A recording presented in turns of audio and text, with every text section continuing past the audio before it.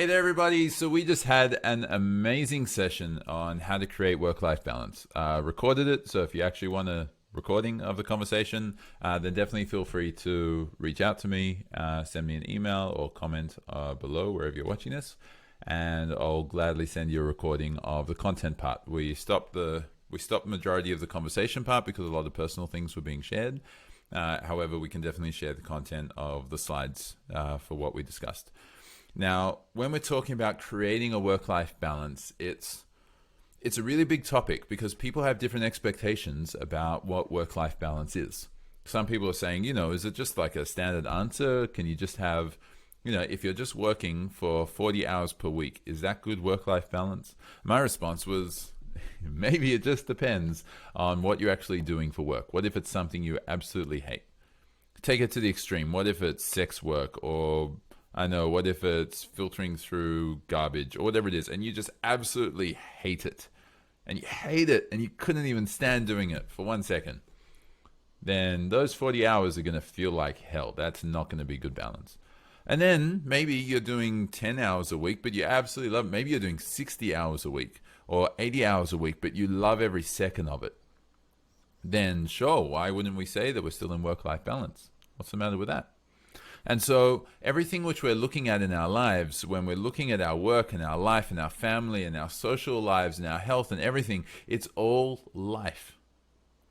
All of it is just life.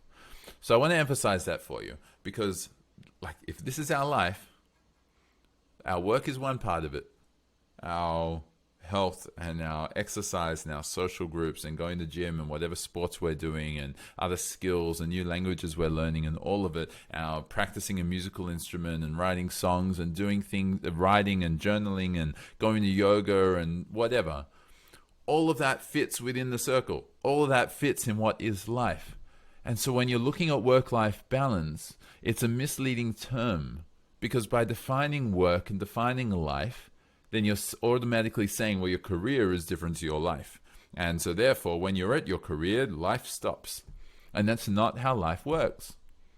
Everything you do at work, all the small parts of it, even the commute to work, the speaking to colleagues, the assignments which you have to do, all of it, it's all part of your life. And if you want to be able to enjoy life more and you're feeling like you don't have any sense of work-life balance, and you feel like you go to work, and then you feel drained, and you go home, you go to rest, and then you just go to work again, and that's how you feel, and you can't spend time with your family or the people that you love or your friends or doing the things that you really enjoy and looking after your health and preparing healthy foods and getting enough sleep, and you feel like you're going to burn out, well, that's why you need to align your life and your work with what you really want for your life, your future, your vision, your values, who's most important to you. You need to be able to practice self-care and especially practice mindfulness and meditation. You need to be able to do these things in order to be able to have whole of life alignment, as opposed to just looking at your career and looking at your life and working until you're 65 so you can eventually stop working and do the things that you want to enjoy. Or you work 5 days for the weekend, and then you have those 2 days on the weekend to just kind of make your life okay or worthwhile living, and then continuing for another 5 days.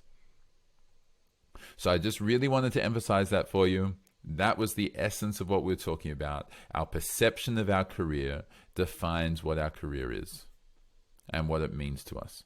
Our perception of our work and the people at work and the things that they say or the things that they do or the work that they give you or the way they look at you or the way they look at others and the sensations that you get and the feelings and the emotions and the thoughts which you have when you're at work, it's all based on your perception.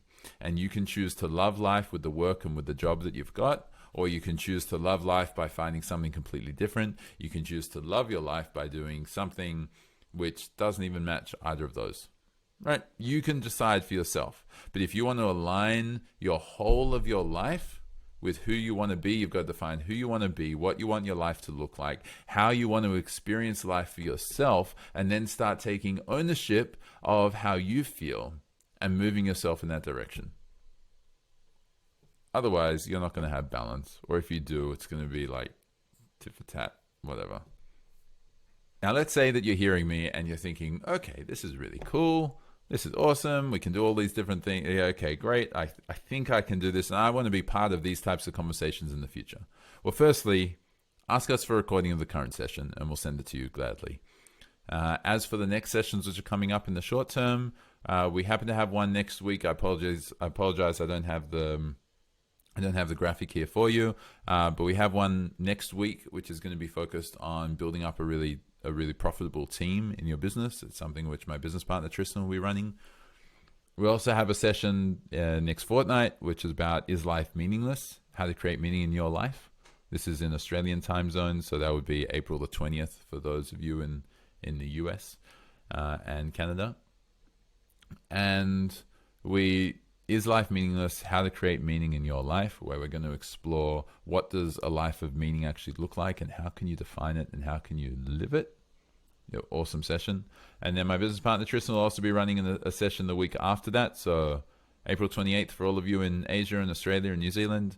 April 27th for those of you in the US and Canada, where we're going to be focused on the 4 necessities of wealth creation. Tristan's going to explain what those 4 necessities are and how you can really focus on enhancing those for yourself and making sure that you can really build wealth in a way that's sustainable and in a way that gives you joy and brings you joy in life and makes you feel safe and allows you to sleep at night at the same time.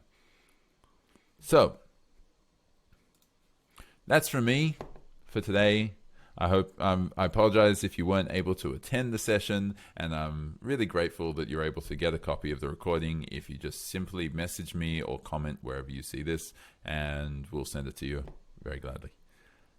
Until next time, I hope you find a lot more alignment in your life and be able to find the joy and the bliss and the peace of the experience of life that you're meant to have. Till next time.